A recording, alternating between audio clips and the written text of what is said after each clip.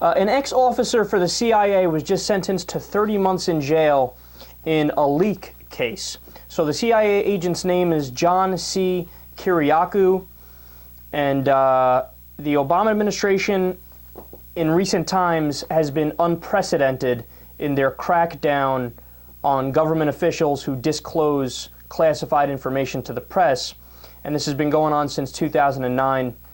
And the administration has charged 5 other current and former government officials with leaking classified information. That's more than all previous administrations combined. I find that amazing. So Mr. Kiriakou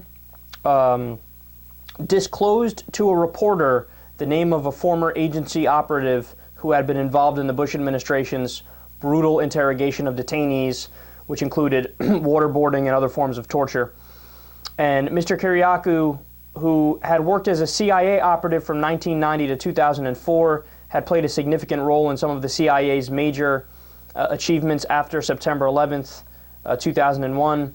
In March of 2002, he led a group of agency and Pakistani security officers in a raid that captured Abu Zubaydah, who was suspected of being a high-level facilitator for al-Qaeda.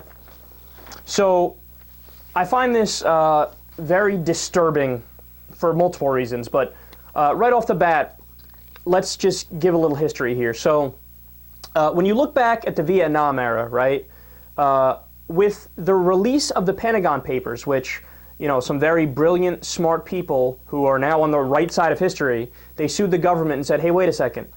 You're just claiming that everything is classified information because you don't want the American people or the press to know what you're actually doing in Vietnam. You can't do that. You know, you're committing the atrocities in Vietnam, which we found out later that they were doing, napalming innocent people, killing innocent people, etc., right? You're committing these atrocities on the U.S. taxpayer's dollar, right? So we have a right to know how you're spending our money. You can't just say everything is classified. That's not how this game is played, right?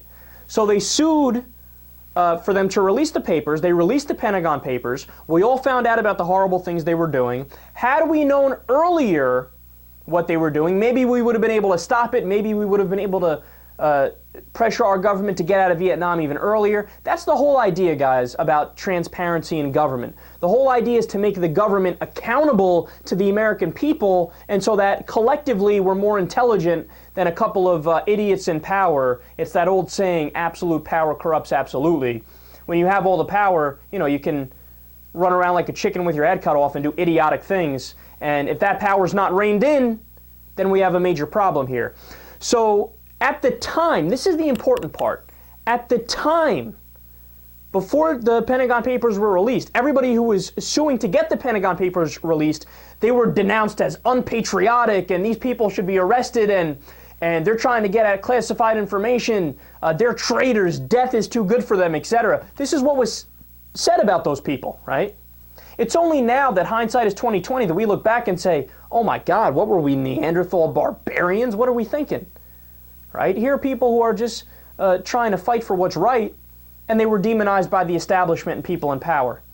That is exactly what's going on right now with this gentleman, John C. Kiriakou. It's exactly what's going on with Julian Assange. It's exactly what's going on with Bradley Manning and WikiLeaks. Notice something. This is the most important, most devastating point about these issues, right? Notice how the administration did not go after people who literally broke the law, right? We're talking about enhanced interrogation is the Orwellian term for it. It's torture is what it is, right? And it's not just illegal according to the UN. It's not just illegal according to the Geneva Conventions. It's not just illegal according to the Nuremberg tribunals. It's illegal in under US law as well. Make no mistake about it, right? So we never actually go after the people who commit the crime. We went after the people and are going after the people who talked about the people committing the crimes. That's straight out of Orwell, man. That is straight out of Orwell right there. So you denounce the whistleblowers. You denounce the truth tellers. You call them unpatriotic. You say that they are committing treason. When in reality, the people who are committing treason, the people who are on the wrong side of history, the people who are breaking the law, are the people who carried out the atrocities and continue to carry out the atrocities, right? And then add on top of all of this, by the way, the fact that other than it being illegal, torture literally doesn't work.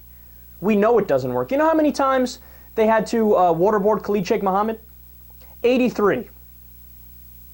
Now, if it worked, why, after the first time, did he not say, okay, here's what you need to know. What do you need to know? How about this? I'll be kind. I'll give you until the fourth time. If by the fourth time it didn't work, he's just saying shit, right? So it's amazing to me that somebody who is a constitutional law professor, the second that he gets into power, he's like, principles. And these are the founding principles of the country. That rule of law. That nobody's above rule of law, right? We all play by the same rules. Did you know we put to death Japanese soldiers that waterboarded American soldiers after World War II? We put them to death. And then how many years later we go, oh yeah, no. When we waterboard, it's cool. When we waterboard, it's enhanced interrogation. It's only when they do it that it's wrong. And we wonder why most of the world hates us. Did you know we got most of our torture techniques from a communist Chinese manual from the 1950s? And we want to lecture the world about freedom. Land of the free, home of the brave. But we copy our foreign policy from communist China. No, see, your actions is what matters in this world. You could say whatever you want to say. Doesn't matter. It's all empty rhetoric. It's all nonsense unless you actually walk the walk. Don't just talk the talk.